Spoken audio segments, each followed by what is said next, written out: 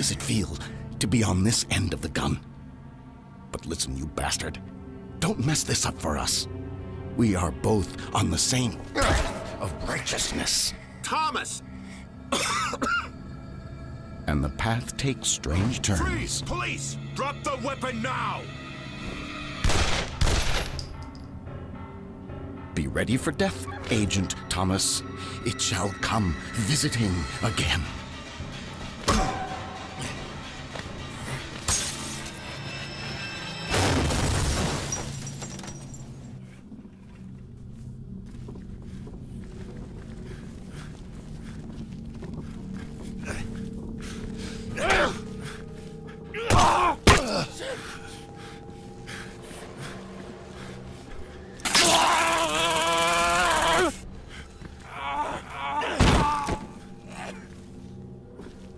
Hello and welcome to another episode of The Greatest Generation, which is my premiere show where I get to talk about Xbox 360 games, a big, huge passion of mine. And I know a lot of you are like, well, that system's not really that old. It's not, but in 10 years, some of these games are going to be pretty expensive and hard to find. Now today, it's a special day. We're in the month of Halloween. I like playing spooky, scary games. All month I've been playing games for what I call Horror Fest, which has been pretty successful for my channel, being it's a new channel. I've had a lot of fun of playing games like Dead Space, the original Evil Within, Castlevania, Symphony of the Night, and Deadly Premonition. So I'm having a lot of fun live streaming those games and stuff. There's one group of games I wanted to focus on this month's edition of The Greatest Generation that I truly love. One of them was a launch title and it did get a sequel. These are great horror games on their own right, and it's unfortunate that Sega kind of canned this franchise after the second game didn't do as well as they wanted. And now obviously this company, Monolith Studios, who makes these games that we're about to talk about, is working on the Shadow of War or Shadow of Mordor franchise. So the games we're going to talk about today are the Condemned franchise. Condemned 1 and Condemned 2 Bloodshot. Now, yes, you will notice that I have a old GameStop sticker on here. I had to repurchase Condemned 1. Condemned 2, a lot harder game to find, but we're going to dive in today. We're going to talk about Condemned, Condemned 2. I love these games to death. These were great, excellent Xbox 360 games. They're a little rough to go back to today, but I think the stories and the atmosphere make them worth a play even 12 years later.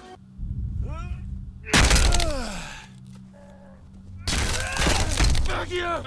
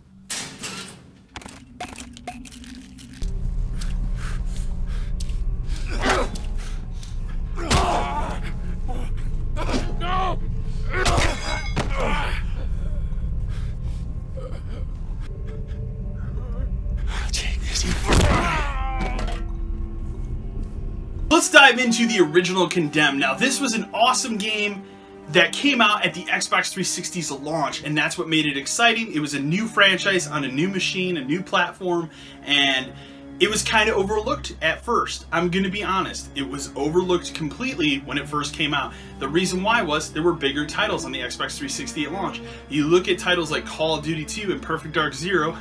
We can laugh a little bit about that game, but it's true. A lot of people bought Perfect Dark Zero at launch. And Condemned was your single-player horror game. And honestly, you don't really get those at the launch of a system, so that's already weird enough. And it was a new franchise no one had ever heard of. For me personally, how Condemned came to me was my buddy had gone out before the Xbox 360 launched, and this was the first time a machine had ever done this, but they had put out all the games and the peripherals a week before the launch of the Xbox 360. So he went out, he bought a bunch of controllers and the games he wanted for the machine. He bought Perfect Dark Zero, Call of Duty 2, I think there was a sports game in there, and then Condemned was another game that intrigued him. Now, I'll be honest, when the system launched, we played Perfect Dark Zero first. Then we jumped over and we played Call of Duty 2. And then, after that, it was time to play Condemned. And we took turns over the period of 2 days playing through Condemned, Criminal Origins for Xbox 360. I love this game. It's awesome. I fell in love with it immediately. It was different at the time, but it told a more mature horror story, I felt, for the time given. And it was different and kind of unique. You know, you look at it now in a post-Hannibal TV show world, and it's very common to see these kind of tropes in video games today. Especially right now, I'm currently playing through The Evil Within 2, and there's a bunch of that kind of stuff in that game. But in 2005, when Condemned came out, this was kind of uncharted territory for video games. So the point of this game is you are on the hunt for a serial killer. And the serial killer starts messing with you. He frames you for a murder that you didn't commit. So the whole game is about you not only capturing the serial killer, but also clearing your name. And it's really interesting, it's really fascinating, it's dark, it's gritty, it has some excellent melee combat, which is kind of weird and out there, but I liked it, I enjoyed it, and honestly, the only downfall of this game is it hasn't aged well in 12 years. It looks like an original Xbox game. The game started development for the original Xbox and was then ported up to the 360. So it never actually came out on OG Xbox. It was an Xbox 360 launch title. And you can tell when you look at the sky in the game, you look at some of the backgrounds, it's a very linear horror game. But that's fine. That's what was acceptable at that time period. I think today you have to have something a lot bigger and more expansive. But the story, the setting, you know, there's a very big creepy atmosphere to this game that I feel is nailed more here than a lot of other horror games. There's a whole department store section that deals with these spooky mannequins that I still remember to this day, you know, and I played that 12 years ago. It's awesome. So many good elements to this game. There's also a CSI type element to the game where you are gathering evidence at crime scenes and stuff. That was kind of ahead of its time when this game released. It was really cool. It was really interesting. Monolith Studios did an outstanding job with this game, and it obviously was successful enough that it got a sequel in 2008, Condemned to Bloodshot.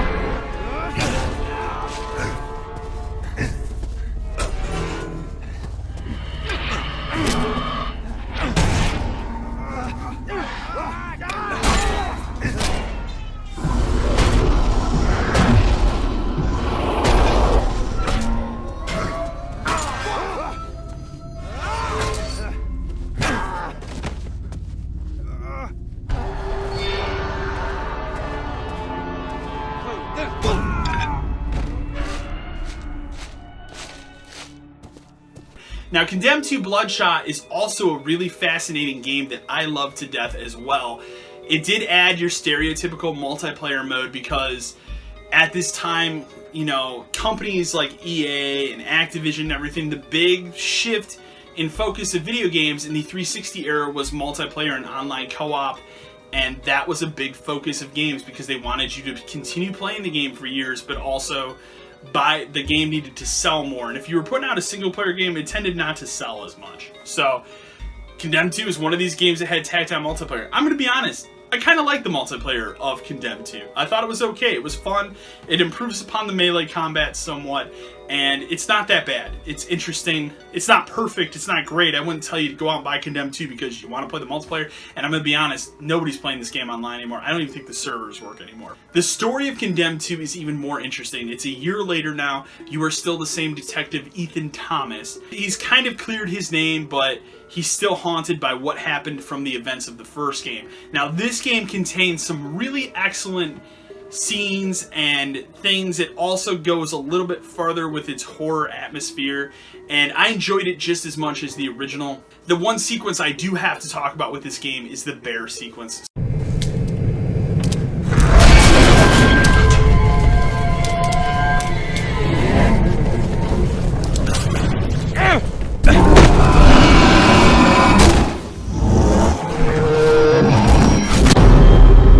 So there is a part in this game where you end up going up to a snowy area. I don't remember where it is. It could be Alaska, but it's somewhere up north. Maybe it's Canada, it's Alaska, but it's a snowy atmosphere. And you're playing Crashes. So you have to go walk through this lodge, which I think is appropriately titled like Black Lodge something, so that's a nice Twin Peaks reference. And when you get to this place, you can hear this like creature, and there's this creature and it's making all this weird noise. You're finding dead bodies, body parts, blood's everywhere, and you're thinking, what happened on? It looks like a massacre. What's actually happened is there's a freaking bear in this place. So this leads to a great, perfectly timed chase through this whole environment involving a bear. It's one of the most creepy and shocking at that time. To go back and play it today while I was capturing footage of this game, it doesn't hold a candle to what it was 10 years. I'm going to be honest. 10 years ago, this was some crazy, scary shit.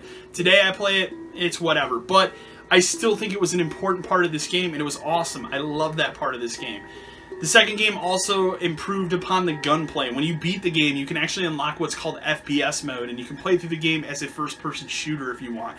This isn't the most fun way to play it. Now, this game, both these games do rely on things like ammunition, and there is scarce ammo. Ammo scarcity is a huge thing in survival horror, and I feel like it is very heavily represented in the Condemned franchise. Most of the combat in this game is melee-focused, and it's fun. It's awesome. I like the melee combat in both Condemned games, but gunplay in the games, it's okay, but the games aren't meant to be played that way. They're meant to be atmospheric, they're meant to be melee focused, and the melee combat is really excellent in these two games. The point of it, The Greatest Generation, is for me to pinpoint the best and the worst sometimes of the Xbox 360 generation.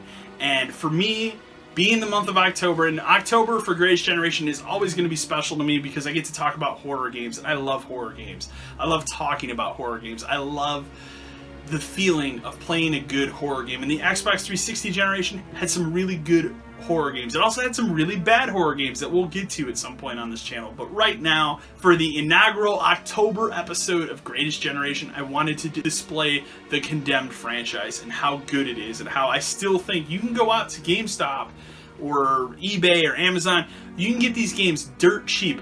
The original Condemned is an Xbox One backwards compatible game. It'll run on your Xbox One S or X when you get an X later this year. That's a great game. Unfortunately, Condemned 2 has not been put on backwards compatibility yet. I think it will be at some point. It doesn't make any sense that it's not yet. However, both of these games are excellent. They're worth tracking down, setting up a Xbox 360 and playing through them. I think they're some of the best and most interesting games that the console had to offer during what I always call the Greatest Generation. And it might not be the Greatest Generation to you, but to me, it was one of the biggest generations that really pushed the industry forward and had a lot of interesting titles. So Condemned and Condemned 2, they've earned a spot on my shelf in my collection.